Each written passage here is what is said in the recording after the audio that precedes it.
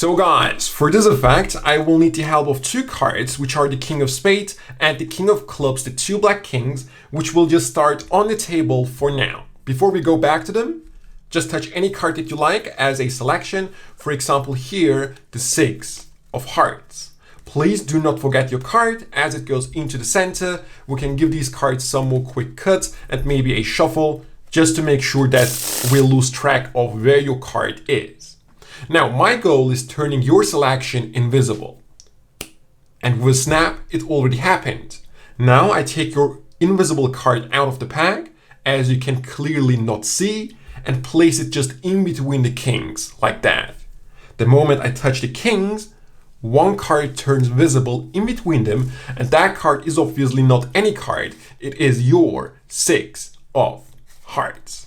I know this looks astonishing, so let me repeat it again. It goes in between the cards, and a little wave, and one card appears in between the kings, which obviously is your Six of Hearts. Wow.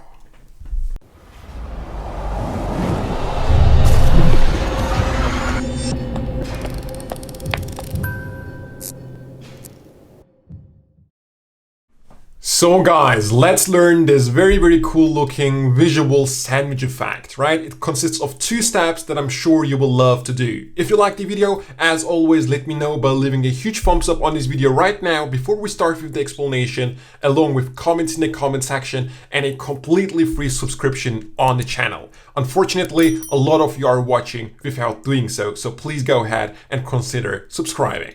But now, let me teach you how this trick is done. For this, you just need a pack of cards. It is an impromptu effect with no setup or gimmicks. The only thing that you need are two cards, for example, the two black kings, the two red aces, whatever cards you are using for that purpose, just any two of a kind, right?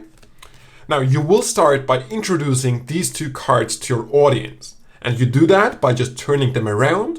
And as you turn them around, notice that I'm catching a break underneath the topmost card, which is just a random card, right? So I'm pushing them off. And as I lift them up, I just catch a break underneath the topmost card here, right? Which is actually the third card. Now I turn them around on top of my break, like this. At this point, I lift up all cards above the break. In your spectator's minds, you are just lifting up the two black kings, but actually you have here one random facing down card underneath. Now you peel the first king to introduce which cards you're using, the King of Spades, and then you place the supposedly single King of Clubs, which actually has a secret card beneath it, on top like this, and show the King of Clubs. Now you're taking both cards and place them on the table, and your spectators do not know that there is one card in between them, right? So that's that. So turn around the kings, lift up at the break so the secret card is on the bottom, show the King of Clubs, put it on the bottom, show the King of Spades, and all cards go on the table. Now you have a card selected, doesn't matter which card it is, for example, the Queen of Spades. Once this card has been remembered, you just have to lose it supposedly in the center of the pack, but actually you just want to control it back to the top using any method that you like. In my performance, I just caught a break as I was pushing it into the pack by just creating here a stab. You can learn that by clicking on the link on the screen right now.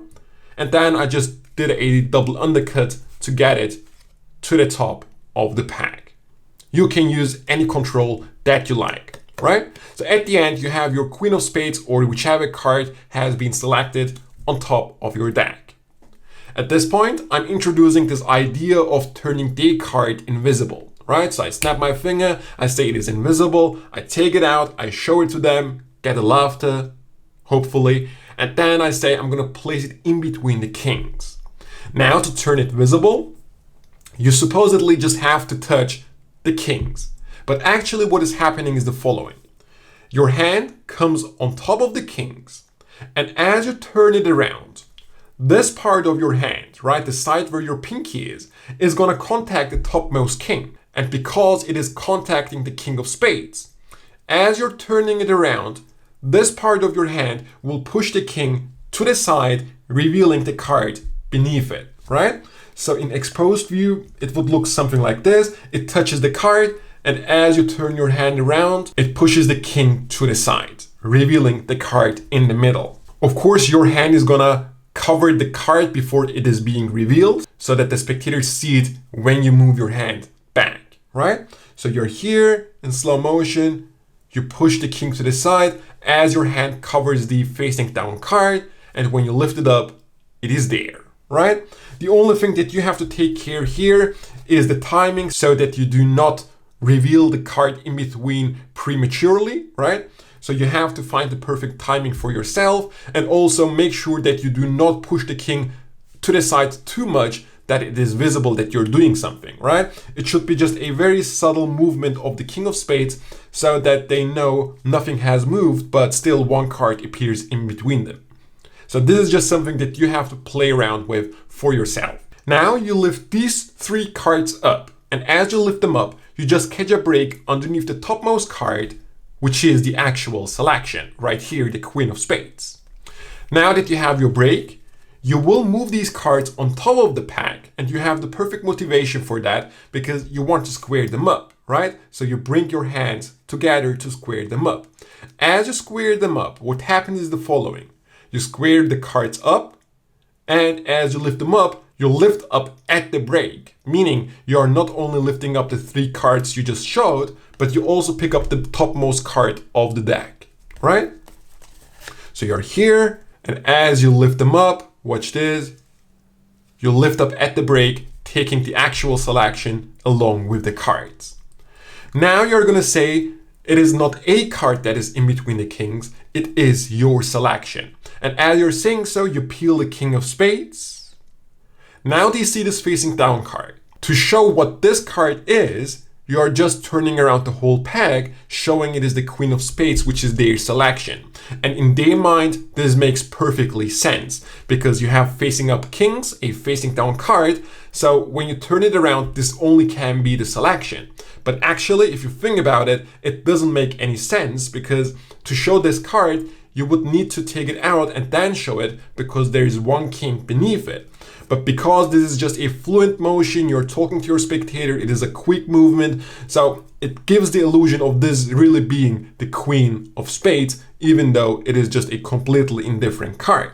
But again, you may have noticed from my performance too, this is nothing that the spectators will catch. So you're here, the king of spades, the facing down card is your selection, and I don't stay here for too long. I just show them it's their selection. I place it outjogged on top of the king, peel it off, and the supposedly single king here, which is actually hiding one card beneath it, comes on top of these cards. Now I grab onto these supposedly 3 cards from the bottom, and I push this random card, which they think is a selection, right here, in between the cards like this. I square everything up, and I am actually now at the position I started up with, supposedly 2 kings, but in between I actually have 1 card in between. But this time it is really their selection. So now, as I'm waving my hands, I just use my thumb to push the king of clubs to the side, revealing the card in between them, which is just a very visual moment. And now I can clearly and cleanly show it is the queen of spades. And that, guys, is the end of the effect. It is a pretty cool quick trick consisting of 2 parts that happen very, very quickly, very, very visually, that I'm sure you will love to do. I really hope you enjoyed it. I really hope you practice it and perform it. That's it. I hope to see you next time.